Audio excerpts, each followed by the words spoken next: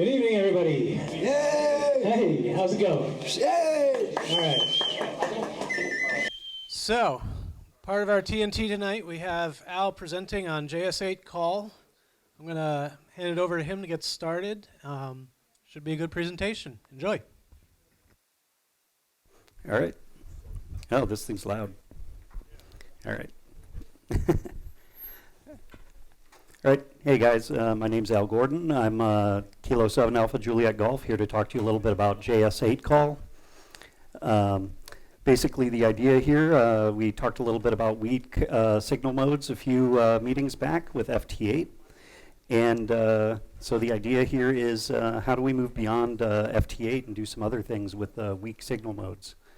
So go ahead, next slide. So first of all, we'll start out with what is JS8Call. It's a derivative of the WSJTX application, so that's what you use for FT8, similar. Restructured and redesigned for message passing using a custom FT8 modulation called JS8. So this is it.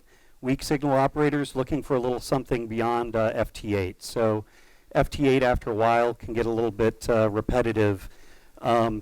You know, hey, here's my grid square. Hey, I got your grid square. Cool. Let's change grids, exchange grid squares with someone else now. Rinse and repeat. So this gives you a little bit more of a conversational mode for weak signal operation. So next slide, please. So who's going to use it? Casual operators, rag chewers. That's going to be your majority of weak of JS8Call users. People who are looking to have a conversation on the air. That's probably going to be 80 to 90% of the current user base based on what I've seen out there. So next. Contesters. So I put contesters on here not because you're going to find a lot of contesters on JS8Call. And I'm not going to necessarily recommend it as what you want to use for, say, field day or anything like that. You're going to be able to do a lot more QSOs on field day with something like FT8 running in the appropriate field day mode. However, not quite yet, but winter field day. I don't know how much anyone even knows about winter field day. It doesn't seem to be quite as well known yet as I would expect, but I enjoy doing winter field day. One of the interesting things on winter field day was that they forbade the use of FT8 during winter field day as a mode that could be used in their event. And it was because the mode could not handle the required exchange for winter field day. You couldn't use the ARRL summer field day exchange and make FT8 do the proper exchange, at least not without a lot of jumping through hoops and contortions that people weren't really going to do. JS8Call, however, which has all the benefits of FT8 for weak signal handling and so forth, and the ability to send anything you want to, anyhow you want to, fit the bill. So they went ahead and added it in there. So just kind of an interesting use case for that. So next. Field radio and MComm. So field radio, I look at that as things like parks on the air and summits on the air. A little more popular in certain areas. I haven't seen a lot of SOTA activity out here. We don't have a lot of high prominent peaks within a few minutes drive like I used to have when I lived out in Washington State. But it's still interesting to see people go out with small portable QRP rigs and do activations of summits or parks using digital modes like JS8Call. They'll also use FT8 for that sometimes, but JS8's a little more fun, I think, for that. And then for MComm, there's certain groups out there, I believe Georgia Aries, if I'm remembering this correctly, has been experimenting with JS8Call using 80-meter NVIS for regional comms and getting really good results with that. Next. So DXers. I'll go ahead and say next. Not really. Again, that whole quick transactional nature of, just wanting to get a 5.9 okay bye doesn't really fit so well with the JS8 community. So next. So the good news is if you're set up to use FT8 already, which a lot of people are, you already know how to set up these digital modes, adjust your audio, all those sorts of things, interface your rig in your computer. If you're one of those people, just download JS8Call, install it, configure it similarly, and you're off to the races. And I'll give you a few pointers here about how to get that up and running. If you're not already running FT8, there's a little bit of configuration and figuring out how to get everything configured between your radio and your computer, which varies depending on your equipment, and you'll find good information online and in the documentation for JS8Call as well for that. So next, please. All right, so features of JS8Call. It provides free-form keyboard-to-keyboard chat using multiple back-to-back transmission cycles. So unlike, for example, FT8, where you're sending a single 15-second transmission and then expecting another one back, ping-ponging back and forth, you send, by default, like a 15-second transmission with a slight pause followed by another, by another, by another, until you send basically an end-of-message marker indicating to the other side that you're done sending. This means that the mode can be kind of high duty cycle. I believe that they computed up to around 84% or so duty cycles. So you want to make sure that you're adjusting your power and so forth appropriately for that. It has a type ahead while in transmit feature, which is really nice. So when you start responding to someone on JS8Call, you can start typing, "Hey Bill, how's it going?" Enter, your rig starts sending. "I'm doing fine here, blah, blah, blah, how's the weather," et cetera, et cetera. It's sending while you're still typing. As long as you can stay ahead of the software, you're good to go. It'll automatically detect the end of your message, and it'll go ahead and send that end of message marker and cue the other station that it's time for them to transmit. Well, so if it catches up to you, it'll send the end of message marker, and if you keep typing, you have the potential of, it'll basically look like you're just sending another transmission to that other station.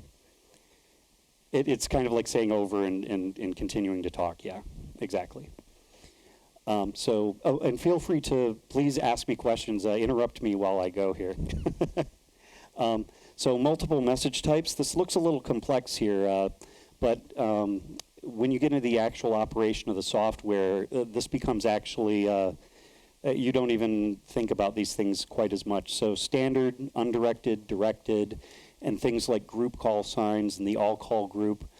I'll cover these a little bit here in the next slide or two when we get to those, but basically things like standard and undirected are things like when you're calling CQ or sending out a heartbeat, which I'll also cover, where you're not talking to a specific other station. A directed message is, you called CQ, someone else came back to you, you want to then go into QSO with that specific station and make sure that they're hearing everything that you're sending. So when you're in that directed mode, every transmission you send will prepend their call sign onto the front of the transmission. So they'll know on their software, and their JS8Call software, that that message is for them. So there's no need to QSY back and forth to get right on top of each other while you're operating. It's just a matter of, as long as you can hear that signal within the band pass there, you can go ahead and operate in that directed chat mode. There are also directed commands, which are kind of cool, like SNR, grid, info, status, hearing, again, all these that I have listed up here. I think there's a few more as well. Something kind of cool like the AGN, the again one. If for some reason you had some QSB during a transmission and you caught the beginning of a response back to you and maybe the end of it and you need a fill in the middle, as a directed command, you just send AGN question mark to that other station, hit enter. Without any work on their side, their station will automatically retransmit their last transmission to you to give you that fill. So kind of a cool feature. Same thing with like SNR. You can send SNR to them and it'll automatically compute the SNR from that based on your SNR request, how they're hearing you, and send that back to you. Again, the other operator does not have to touch a single thing on their keyboard to make that happen. And then message storage and relaying. Kind of what it sounds like. Excuse me a second here. Sorry, excuse me. Message storage and relaying. Start with relaying. You can send like a hearing command out to the network. And if another station, you're looking to make a contact with someone, you find out like you want to talk to station A, station B says, I'm hearing station A, but you're not. You can tell station B to relay to A or vice versa. Next slide, please.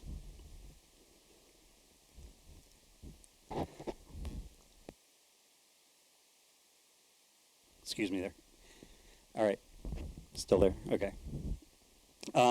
Default frequencies, JS8Call tends to operate or exist right above where you'll usually find FT8.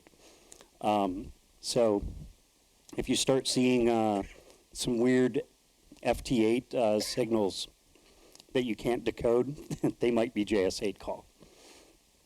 Next slide, please. So mode speeds. One of the biggest complaints, thank you, one of the biggest complaints about JS8Call early on, I'm sorry, I'm going to take just a moment here.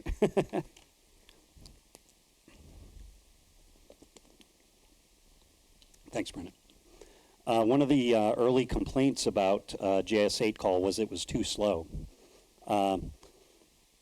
And in the newer versions that are out now, you can actually operate faster than most people can keep up while they're in QSO, around 40 words per minute. A lot of people can type faster than 40 words per minute, but having a text-based conversation faster than 40 words per minute, after one or two overs, a lot of times kind of people start getting beat by the software. So turbo mode's kind of cool though. The data's up here basically for how fast you can go. If you're not being heard well, you want to get the most punch in your signal, you're going to go in that slow mode. So your transmissions are going to be longer. You got more forward error correction going on over a 30-second frame and a narrower bandwidth. Everything's going slower, but your chance of being heard is much higher.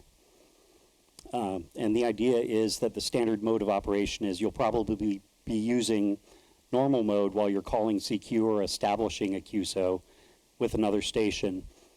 And then once you determine how well you're hearing each other, you might say, hey, let's move up to fast or turbo mode or something. Or you might just do it on your own. The other station might do it on their own. It doesn't matter. You don't have to both be operating at the same speed in order to decode each other's traffic. Next, please. So setup and config has really good documentation, gets you up and running in a good community online. So all you really need is a radio, a computer, and supports Windows, Mac, and Linux, including Raspberry Pis. So you want to do some field ops with a tiny little portable QRP setup that you can throw in a little Pelican case.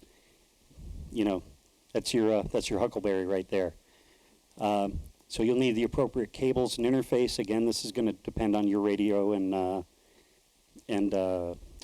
everything. I tend to use radios that I can just use a single USB cable to connect the radio to the computer and just use the sound card interface in the radio. And some of these other things are, they're all covered in the documentation, but clock and time sync, just like FT8, that's also important. You need to be able to synchronize time, but you're also able to synchronize time based on the other station seeing them on your waterfall and seeing how far off you are from the other stations. So the software gives you the ability to adjust these things out in the field if you're operating in that manner and you don't have access to the internet in order to do time syncs. And we'll just move on to the next slide. So this is your basic what JS8Call looks like. Major sections here. Excuse me, I'm just going to take another break here. Any questions up to this point, by the way? No? All right. Great. Next. One more. So in the center here, we have the message, main message area. So this is going to be where messages that are directed messages to you will show up, or if the message shows up, is transmitted on the waterfall where you are currently set up, the offset that you're currently set to, then you'll decode that in that center section. So next, the band activity, this is going to be where you're going to see other stations, everything that's basically across the waterfall, but not necessarily decoding it as in the chat format that you're looking for. This is just kind of a little bit of an overview of what's going on, and this will fill up with different stations having QSOs or responding to ACKs or sending heartbeats, things like that. Next slide. The call activity. This is going to be where you're going to actually see call signs for other stations that you're hearing while you're operating. And next slide. And of course the waterfall. And I took this disconnected from a radio, so I didn't actually have any traffic anywhere in here on my waterfall, but I think most people are familiar at this point with seeing what FT8 style traffic and so forth looks like on the waterfall. You'll just see, signals in those various widths that were in the previous, 50 hertz default, dropping down the waterfall. This first section here, usually between about 500 to 1,000 hertz, is going to be where all of your heartbeats and other network style traffic shows up. So in this case, I'm set up here at 1776 hertz offset from 7078. So I'm sitting over there where I'm going to transmit. But if I do a heartbeat, it's going to QSY over into this section to send my heartbeat. And the responses that come back will also generally be in this section. That means this area from 1,000 on up is going to be clear for most of your QSO traffic. We're going to get to that in just a moment here too. So next slide. And we'll get into that. So the question is, what's a heartbeat? So the heartbeat is going to be how we're going to announce ourselves onto the JS8Call network so that other stations running JS8Call know that you're there, and also how you will hear them. So it's almost like a personal beacon. You send out this little heartbeat at an interval, and other stations can know that you're out there and try and make QSOs with you or relay through you or things like that.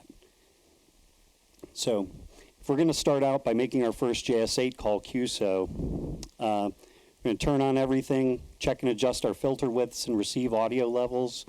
Much like FT8, you want to make sure that you're not overdriving your audio and that you have your filter set to where you're just listening to the traffic that you care about within that, like in the 40 meter band, say 7078, plus about 2.5 kilohertz to 3 or so. You're going to set your speed to normal or slow, probably normal by default on this, and I'll show this on the next slide here. Find an empty slot on the waterfall like I showed there. Then we're going to send a heartbeat. That heartbeat is going to alert other stations, hey, we're on the network. And it's also going to prompt stations that have auto replies turned on to send an ACK back to your heartbeat. So when they ACK you, it's almost like getting a free SNR report from everyone who's hearing you right there on the spot. So you're going to hit that heartbeat button. Within a few seconds, it's going to send that heartbeat. You're going to see everything switch over to that lower section of the waterfall. You send over there, sends for, say, 15 seconds, and then you'll hear a cacophony of responses back. So you're going to watch your radio to make sure that you're actually transmitting, and your SWR is good, all these other things, and then we'll listen on. Next slide. So you're going to get all these ACKs, but these ACKs aren't QSOs. So you're going to want to, but as soon as you get ACKs, you know you're being heard out there, right? Now you can start actually calling CQ and being ready to make a real QSO with someone. So, and those ACKs will show up depending on how you have the software configured. You can set it to filter those out or show them in the center portion of your screen, however you like it. Some people like to really have it running minimalist to where the only thing they see are directed messages that are just to them. So we'll go ahead and hit the next. So we're going to call CQ. Yes. Can the person, you and the person you're talking to, talk at the same time? Yes. So, well, if everyone's on the same frequency, so the person you're talking to and the person if the two parties are in QSO with each other, while you're transmitting, you're probably not listening. So they could be transmitting, other stations would hear them, but you wouldn't. It's not a full duplex mode. You're not going to be listening while you're transmitting. I'm not really, I think you'd have to run like 2 copies of the software on like 2 separate radios, or a radio that's capable of that kind of duplex operate. I've not been able to operate in that mode. So the question is, can you hear another station sending to you while you transmit? And generally it's half duplex. While you're sending, you're not hearing. So when we click the CQ button, we start sending CQ. The other stations who hear you will see your call sign light up in a color. On my setup, I have it configured as green. For people calling CQ, they'll have like a little telephone icon next to it that they're calling. Basically, as soon as someone responds to your CQ, you want to click on their call sign, and we'll have a. We'll just go ahead and next slide here. So when you call CQ, you'll be hitting the CQ button here. It'll start sending CQ. You'll finish that after 15 seconds or so. Another station will come back to you. Their call sign will show up in this list up here somewhere. You click on them up here. And once you've clicked on them, you're in that directed mode. Once you're in the directed mode, whatever you type into here goes to them regardless of where they are tuned, which offset they're on off of this, within the bandpass there. And so you just go ahead and back and forth until you're done, and then ultimately when you're done, while you still have that station selected, go ahead and click log up there in the top left corner or top right corner. You can log the QSO and move on and do your next one or whatever. And after that, you would click deselect down below here, which is not highlighted because there's nothing selected. And you could just move on to your next QSO. And next slide. And responding to a CQ, after all those steps I just gave you, responding to a CQ is really easy. Just click on the station that's calling and click on the reply button, or just start typing something to them and hit enter. It's real easy, just gets you up and running. I wanted to give you one real simple one here after I gave you all these steps that made it sound really complex. So next slide, please. So any questions? How do you do the heartbeat? So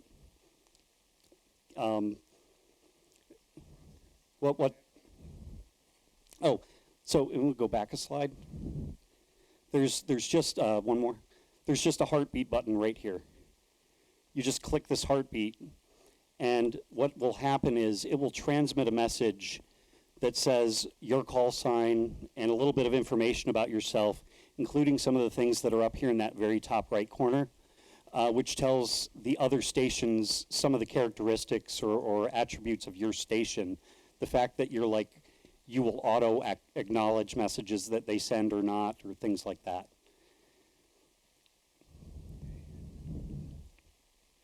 Okay, and time sync. So time sync generally you're going to want to do at the operating system level whenever possible. So, you know, you're running Windows, you run something like Dimension 4 or the Windows Time Service. You're running Linux, you're running NTP or something similar, NTPD. But if you don't have that option, and you could, you know, use GPS attached directly to the computer. But there's some options over here in this timing tab where you can select another station. You can actually right-click on them. That's probably the easiest way. You'll see the station over here you want to talk to, and for some reason you can't talk to them because your time and their time are off too much. It'll give you an option in there, some options in the drop-down when you right-click on them that are things like QSY to their frequency or adjust your time to match their time based on the offset that it's seeing from these 15-second intervals that are happening here. So it's pretty straightforward in actual use once you start using the software.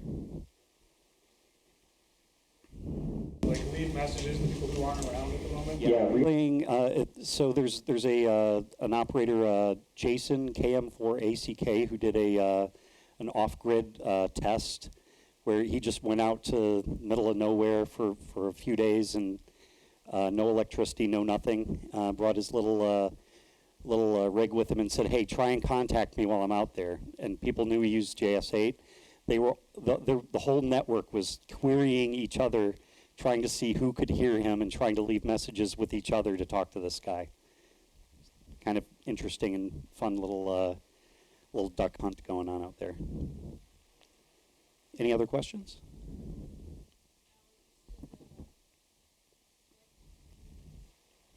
Simple rig and just the USB. I want to know what you're using this. What am I using? I'm using a Elecraft K3S or a KX2 with just a simple, well, with the KX2 I don't have a USB built into it, so I just use a USB dongle off of my laptop, my field laptop, and the appropriate cables from Elecraft. Or, you know, different radios all have different, and you can do all this, by the way, VHF, UHF as well. So, you know, I want to play around with this on my 9700 at some point on 2 meters. So I think I'm hitting my time limit here too. So, Is there any other questions? I can also cover other questions, and I brought some laptops that I can give demos during when we do our break later, for anyone who wants to see what it actually looks like in operation instead of my little not very animated display up here. So, if that's all, thank you very much. Well, thank you, Al.